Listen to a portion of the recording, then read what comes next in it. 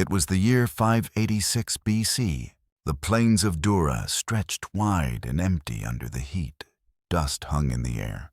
The sun turned every grain of sand into glass.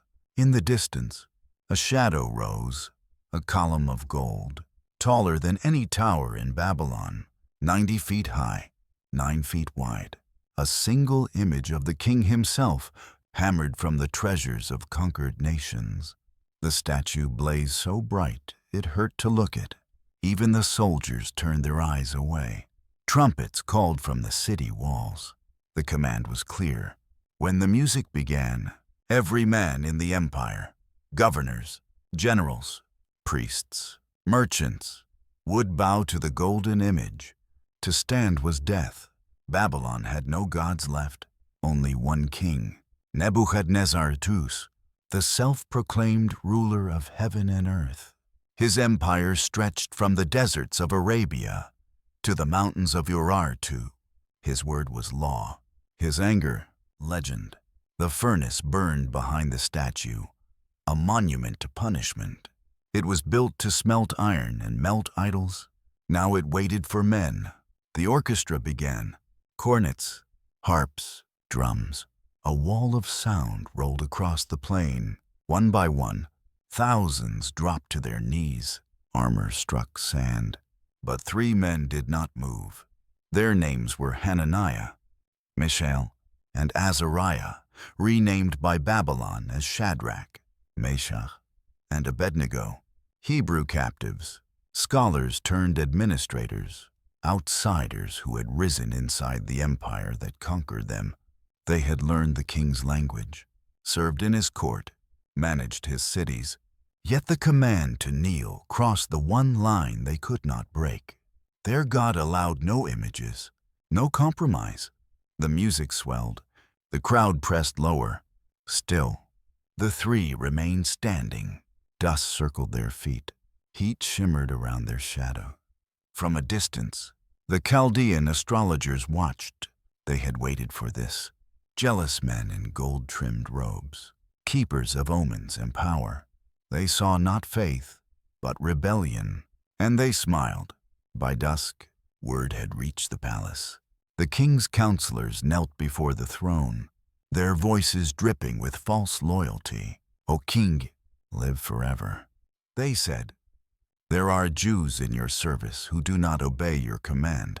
They ignore your gods. They refuse to bow before your image." The hall fell silent. Nebuchadnezzar's jaw tightened. These were the men he himself had promoted, men from the conquered people of Judah. He had raised them up as proof that even slaves could find greatness under Babylon's hand. Now their defiance made him a fool before the entire court. He rose. "Bring them," he said. The guards left immediately. Outside, the city's furnaces roared. The same industrial heat that forged the weapons of empire. Inside, the king waited, pacing before the golden walls. He had built Babylon to be eternal. Its temples reached the clouds. Its ziggurats mirrored the stars. He believed himself chosen by Marduk to rule forever. 3 men refusing to bow was more than disobedience. It was heresy against the idea of Babylon itself. That night, smoke from the furnaces drifted across the plain. The golden image still glowed under torchlight. Every shadow bent toward it, except 3. They were brought before the king at dawn. The throne room of Babylon glimmered like a furnace itself. Walls of gold leaf, pillars carved with lions and suns. Incense burned thick in the air, part perfume, part weapon. Nebuchadnezzar sat upon his seat of carved cedar and bronze, a man who had torn cities from the earth and rebuilt them in his image. His eyes were sharp, the color of molten metal. The 3 men stood before him, calm, silent, still wearing the robes of office he had once given them. He studied them for a long time. He did not see defiance. He saw confusion. Why would any man risk everything over a song? He leaned forward, His voice echoed against the walls. "Is it true," he said, "that you will not serve my gods, or bow to the image I have made?" The words carried the weight of empire. Even the guards behind them trembled. He tried reason first. "I will give you one more chance," he said.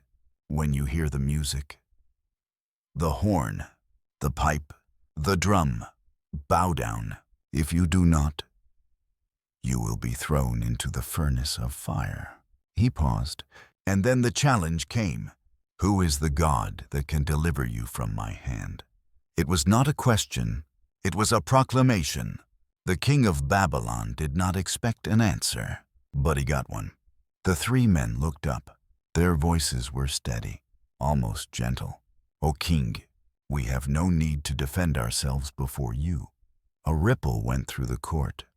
Shock, disbelief, even pity. The king's face hardened.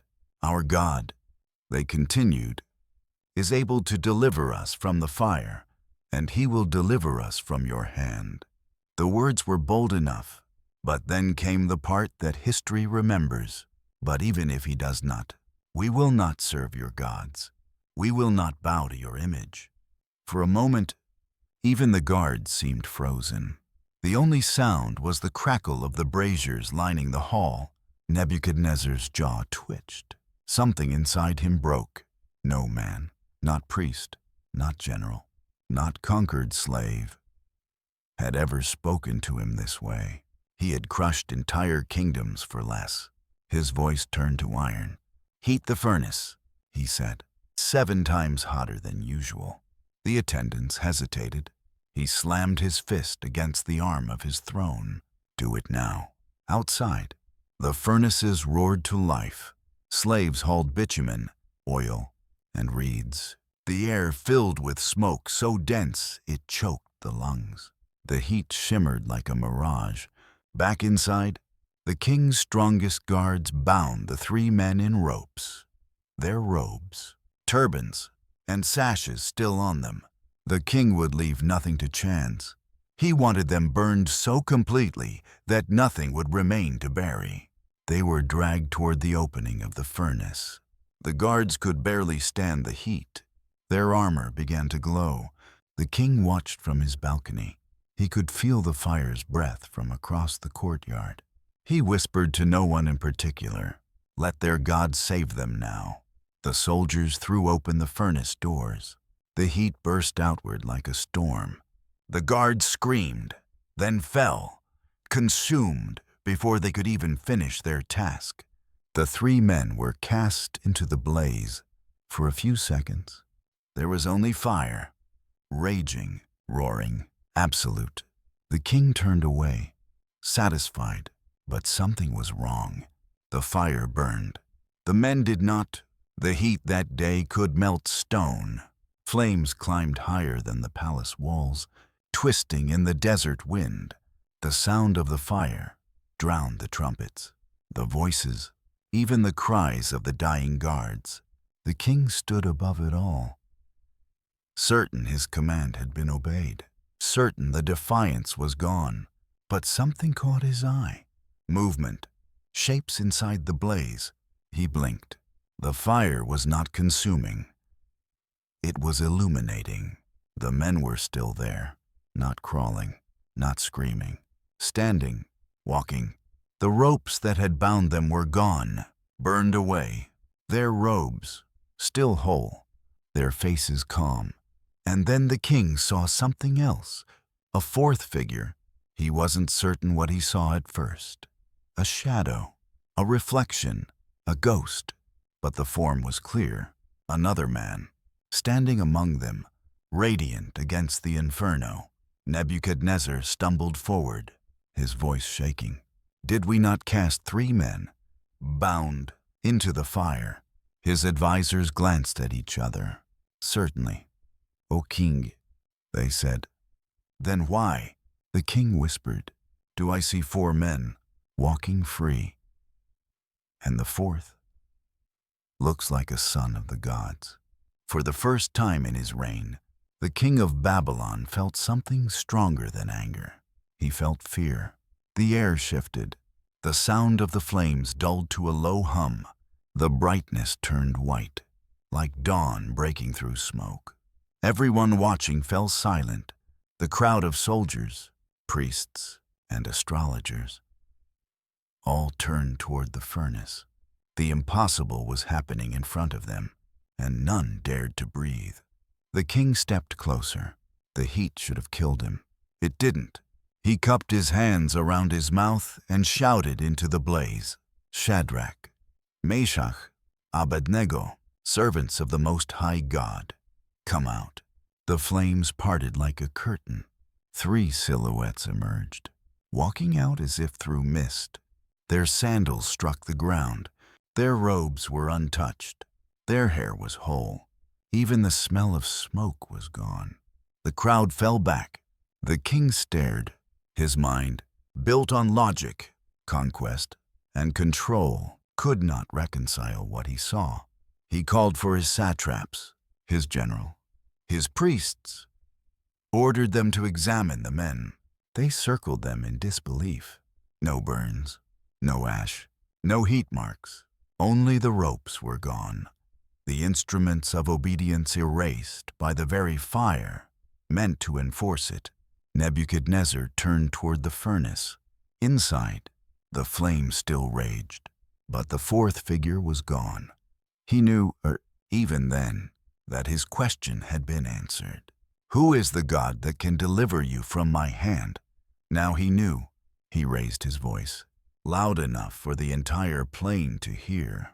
"Blessed be the God of Shadrach, Meshach, and Abednego, who sent his angel and delivered his servants who trusted in him."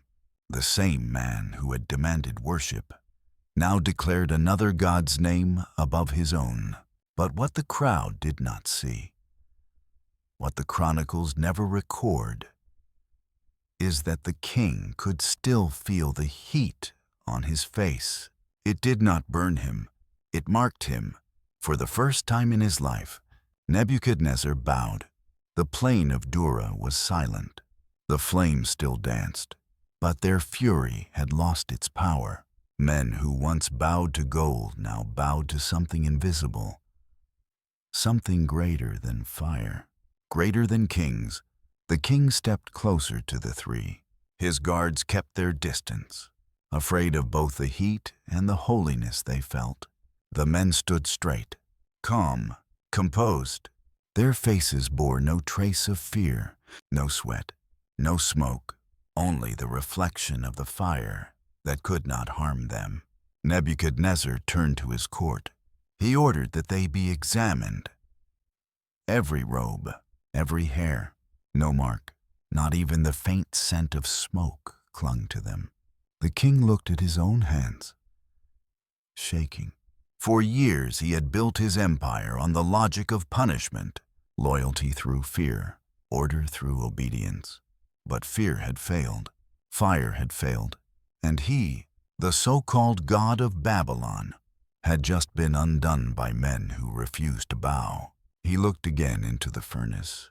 The fire still burned, but what he saw there would haunt him forever. The image of a 4th man, radiant and calm, fading into the light. That night, the king could not sleep.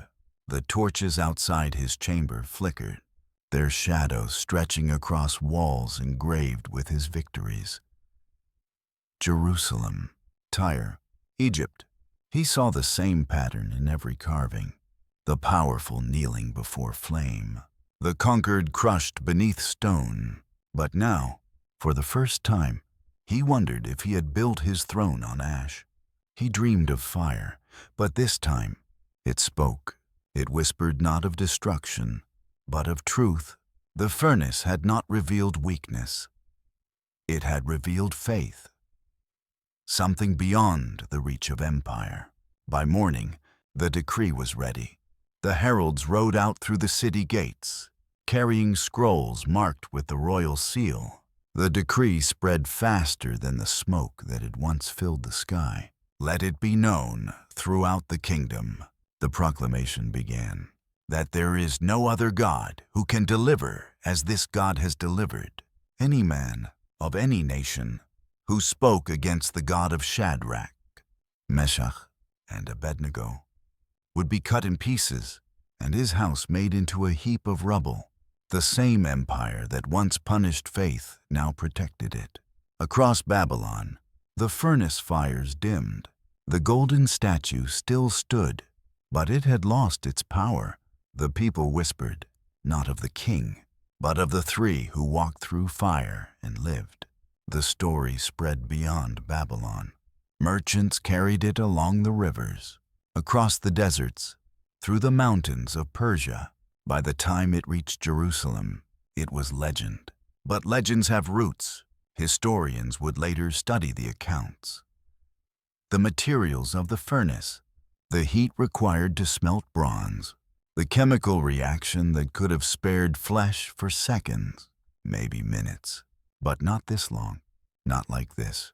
Others claimed it was metaphor, a tale of endurance, of conscience stronger than tyranny. Yet, for those who had stood on the plain that day, it was no metaphor.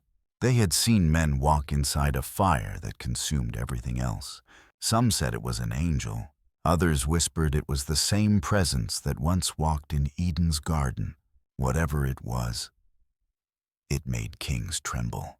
Years later, when Nebuchadnezzar looked back on his reign, the wars, the palaces, the conquests, none remained so clear in his memory as that day on the plains of Durach. He had seen armies burn cities. He had seen men turn to ash, but never had he seen faith burn brighter than fire. He wrote in his final tablet, preserved to this day, "The fire I built to destroy them has instead revealed my own smallness. I am the king who saw a God greater than his own." Generations passed. Empires rose and fell. The golden image of Babylon crumbled into sand, but the story endured. Carried through languages and lands, whispered by those who still believed that some fires test, but do not consume, the furnace of Dura became a symbol, not of death, but of defiance, a reminder that power built on fear cannot last, and that faith, once tested, becomes indestructible. 3 men walked through fire, and the world would never forget. Because sometimes the greatest miracle is not being saved from the flame, but finding peace inside it.